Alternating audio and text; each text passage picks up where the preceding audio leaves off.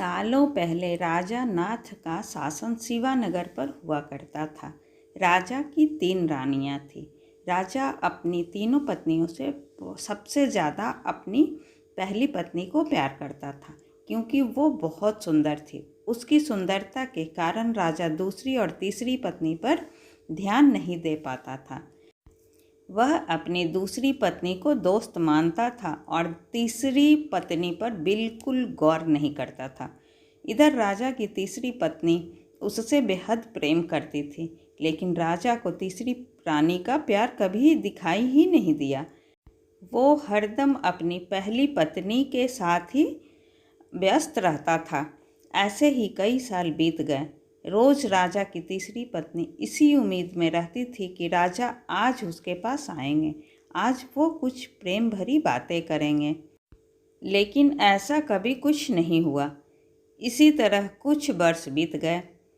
एक दिन राजा नाथ अचानक से गंभीर बीमार हो गए। उनकी तबीयत देखते ही देखते खराब होती गई और उनके जीवित रहने की उम्मीद कम हो गई। तब राजा ने अपनी पहली पत्नी को बुलवा भेजा। राजा की पहली पत्नी राजा के पास आई तो राजा ने उससे पूछा कि मेरे जीवित रहने की संभावना बहुत कम हो गई है और मैं भगवान के पास अकेले जाना नहीं चाहता हूँ। क्या तुम मेरे साथ चलोगी?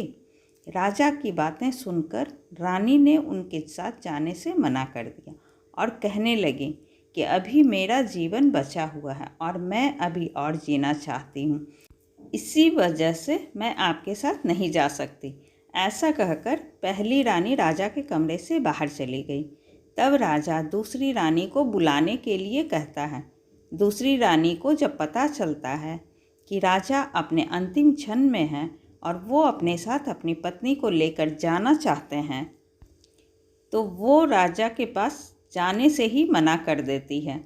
अपनी दोनों प्रिय रानी से निराश होकर राजा ने सोचा कि मैंने कभी अपनी तीसरी पत्नी को समय नहीं दिया और ना ही उस पर प्यार जताया। अब मैं उसे कैसे बुला सकता हूँ?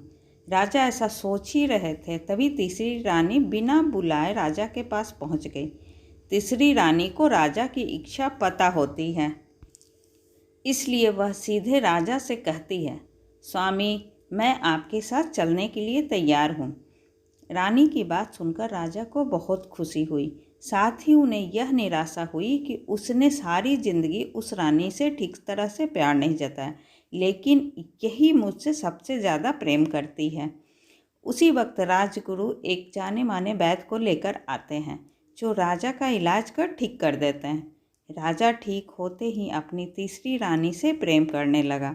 राजा हमेशा अपने करीब अपनी तीसरी रानी को ही रखने लगा और दोनों खुशी खुशी राजमहल में जीवन जीने लगे। इस कहानी से हमें यह सीख मिलती है कि किसी की सुंदरता से कभी प्रेम नहीं करना चाहिए, बल्कि उसके व्यवहार और उसके गुण से प्यार करना चाहिए। ऐसी ही अच्छी और ज्ञानवर्धक कहानी सुनने के लिए प्लीज़ आप मेरे चैनल को सब्सक्राइब ज़रूर करें। तब तक के लिए बाय बाय।